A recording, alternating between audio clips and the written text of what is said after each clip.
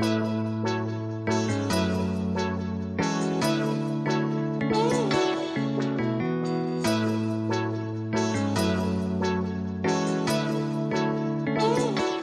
guys, welcome back to the channel. As you guys can see, we are in the shop today.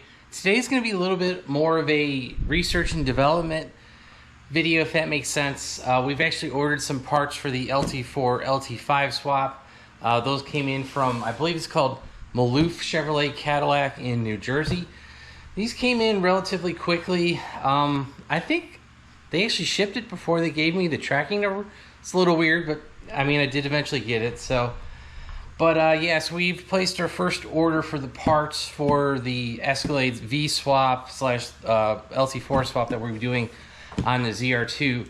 So let's just go ahead, dive into this. So yeah, let's just get this thing cut open, and hopefully we don't have any issues. All right, well, after some creative taping on the box, let's go ahead, get this stuff open. This is going to be the, I think it's the upper radiator hose. This is one of the coolant hoses, and this is the part that I really hope works out. This is going to save us a lot of time and money. Radiator hose, that part, and I have no idea what is in here. Now I remember what this piece is. This is the passenger side bracket. It's going to be the alternator bracket, the tensioner, one of the tensioners bolts here. I believe a lot of the idler pulleys. So if you have your alternator here, you're gonna have your 6-rib idler pulley here. Tensioner, I think this might be the tensioner for the 6-rib system. So the air conditioner, the alternator, power steering, if we had power steering, all that stuff would be on these bosses. You guys can see this similar shape right here on both brackets. This is the LT water pump with the tensioner on it. What it shows you is this is the bottom mount for the AC compressor. You guys can see it here and here. I measured both. Both are just a little over 5.5 inches. You know, it's like 5 5/8, center bore to center bore. So I'm 99% certain that this bracket is the AC mount as well as the alternator mount on top. You guys can see it's the same. You know, that bolt's there, that bolt's there. Obviously, pulleys will be a little bit different between the two setups. But yeah, I'm really glad I can show you, you know, the difference of L87 LAT water pump compared to the LT5 stuff. And to confirm this, I dropped a camera down the front of my stock accessory drive.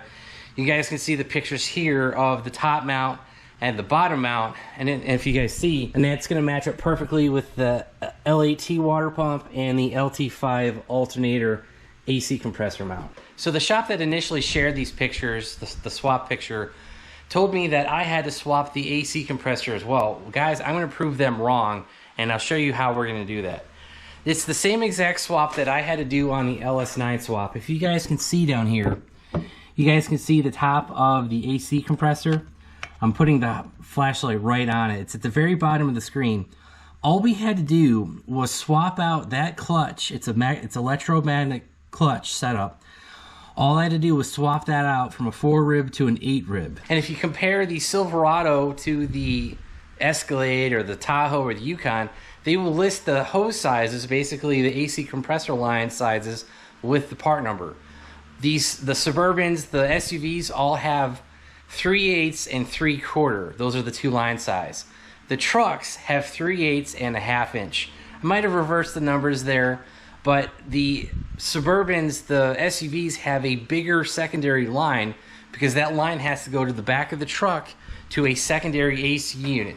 And yeah, so you do not need to swap out your AC compressor. All you have to do is buy that clutch pack like we showed you on the Corvette, swap that over, and you should be able to have your Silverado AC compressor with a 6-rib clutch pack on it, and then that will work with the alternator, the harmonic balancer, and everything else. So just want to give you guys as much honest information, and I'm pretty sure I'm like 99% correct on this. So speaking of harmonic balancers, this is kind of where we're in limbo. I had sent a message out to ATI because I had seen several websites have 23, 24 Escalade V harmonic balancer kits. However, the part number they provide, if you enter it, it only says 6 rib and 4 rib.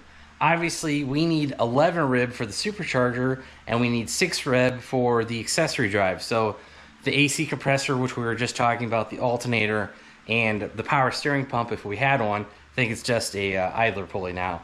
So yeah, so that's the other thing. It's like ATI has a part number, but they haven't confirmed it. Hopefully they'll get back to me and I can update the video. I'll just have some text down below whether they do have one available or they don't.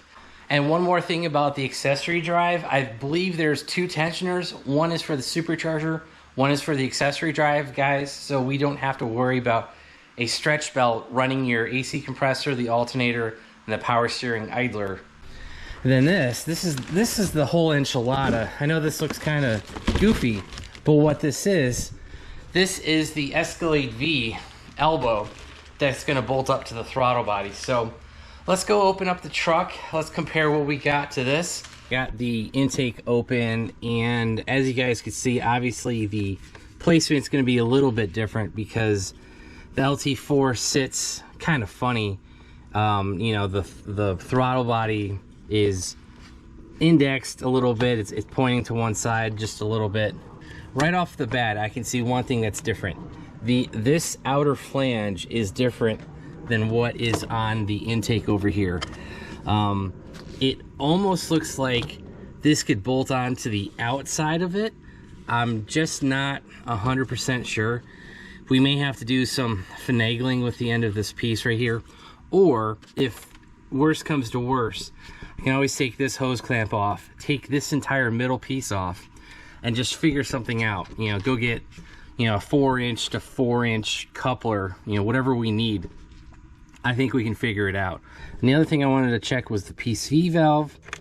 Looks like it is a different diameter. You guys can clearly see that is a different size from that one. So the one on the Escalade V does have a bigger PCV valve hose, which is fine. So we'll have to modify this piece going from, you know, this fitting going from the CTSV port down to the valve cover. So how we're going to take care of this is actually we're going to use a DoD block off plate from Texas Speed. It's for the LT4. It plugs into the bottom of the LT4 supercharger, and then we're actually going to plug that with a billet aluminum plug from Mighty Mouse catch can. So Texas Speed kit, we're going to use the Mighty Mouse plug, and that way there's going to be no oil or anything crankcase coming up into the supercharger from the valley cover. We'll plug that off. That'll sit under the intake, so we won't have anything to do with that. We're going to run our exact same catch can setup we have now. We're going to have the inlet coming from the driver's side valve cover. And as we were showing earlier, the exit port and the catch can will come into the side of the supercharger. The fuel line setup on the trucks is the exact same as the ZL1 Camaro, the CTS V3. I'm not sure about the Corvettes. I imagine it's the same. Basically, it comes up behind the motor, over the driver's side valve cover, and down and underneath the intake manifold or the supercharger. So the fuel system for this truck is a bit complicated. We're basically going to be using all GM parts. So LT4 high pressure fuel pump, LT4 fuel injectors, as well as an Escalade V pump in the back. So the low side, the in-tank pump will be Escalade V. That is a plug and play. I think that's like $300. The LT4 high pressure fuel pump, there's some issues with that. The 2 issues will be basically year and the solenoid on the Global B, so the truck does not communicate well with the LT4 high pressure fuel pump. Now on the year, that depends on what cylinder heads you have and what year those are, because you can't mix the old LT4 stuff with the new LT4 stuff. The cylinder head is actually going to determine which fuel injector you're going to want to use. If you have the 16 through 22 cylinder heads, you're going to want to use the older system. I believe it was 10 millimeter or something like that. If you have a 22 plus LT4 cylinder head, you're going to want to use the newer fuel system, because the injector size went from 10 millimeter to like 8 or 6 millimeter. I'll have that correct information down below.